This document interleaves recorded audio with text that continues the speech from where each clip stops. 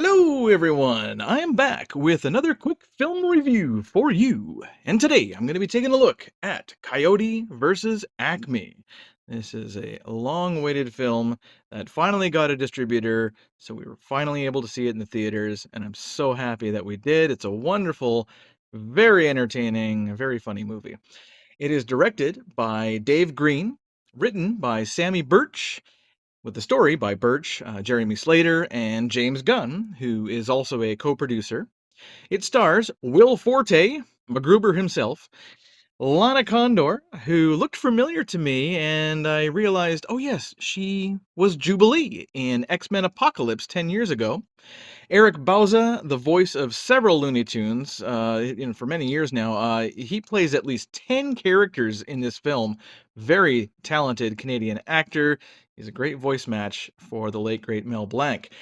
Candy Milo and Jim Cummings, they also voice some Looney Tunes characters. The film also stars PJ Byrne, Tone Bell, Martha Kelly, and John Cena, the 17-time WWE champion who turned into be a really good actor. This might be his best performance yet, honestly.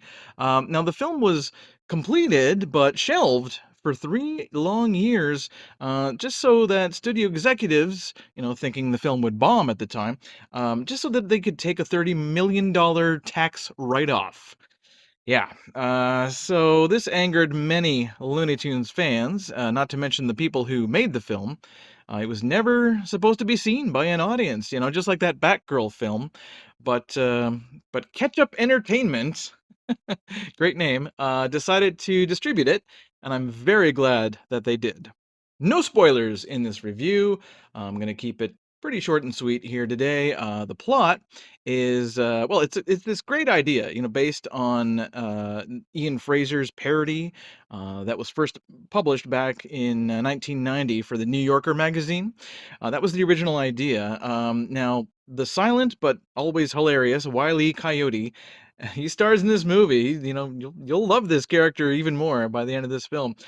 He's been wanting to catch the Roadrunner for decades, as everyone knows, but his plans are always foiled by those terrible Acme defective products, which often backfire on Wiley, in hilarious ways.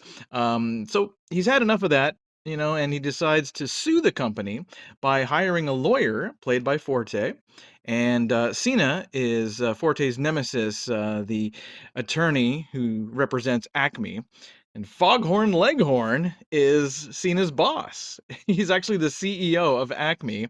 So apparently Foghorn turned heel, although he was always a very obnoxious character, I guess, anyway. So he's a good choice for an antagonist this time around. And he's kind of brainwashed another Looney Tune, but I won't give that away.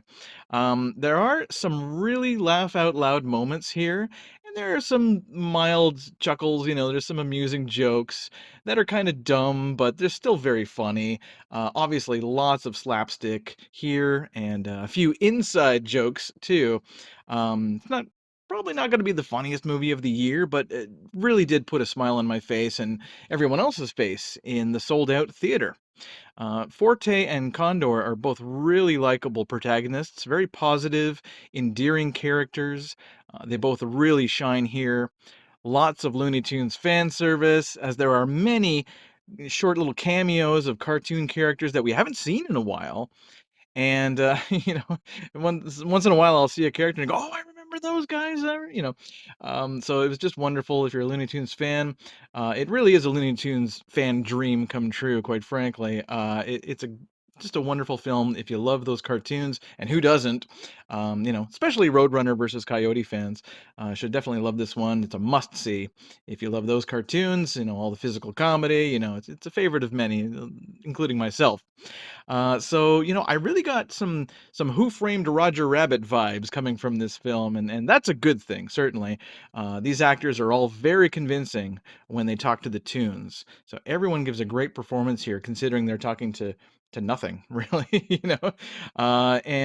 Yeah, it might just be the best Looney Tunes film that's mixed with live action that I've seen. It's much better than the last Space Jam film. I'll tell you that. It might be the best one since Space Jam, or maybe the best one since Who Framed Roger Rabbit. So yeah, it's a lot of fun, and I really hope it makes a lot of money at the box office. It's very family friendly, so I hope a lot of parents take their kids to this one. And the kids at the theater the other night, they seem to really like it. Now, can Forte's character trust Wile E. Coyote? Genius? Well, I won't give it away, of course. You'll have to find out for yourself. These iconic characters, they're so close to our hearts, and it's just great to see them done with such love and respect. There are a few lapses in logic, even for a film like this with all the Looney Tunes characters and everything. And it could have used a few more big laughs, but it still works really well. It was still very entertaining, always silly, never boring. So definitely go to the theater, see this with the whole family if you can. I wasn't sure what to score it. My scores are, I don't tend to change my mind about scores like a couple of months later as I rewatch movies, but it's going to get an 8 out of 10 at least. I mean, that might go up in the future, but for now, I'll give it an 8 out of 10. That's a good solid score for a good solid Looney Tunes wacky movie, and yeah, just go see it. Just take my word for it. It's a good time. All right, guys, thank you so much for tuning in to this quick review of Coyote versus Acme. And until next time, I'll see you at the movies.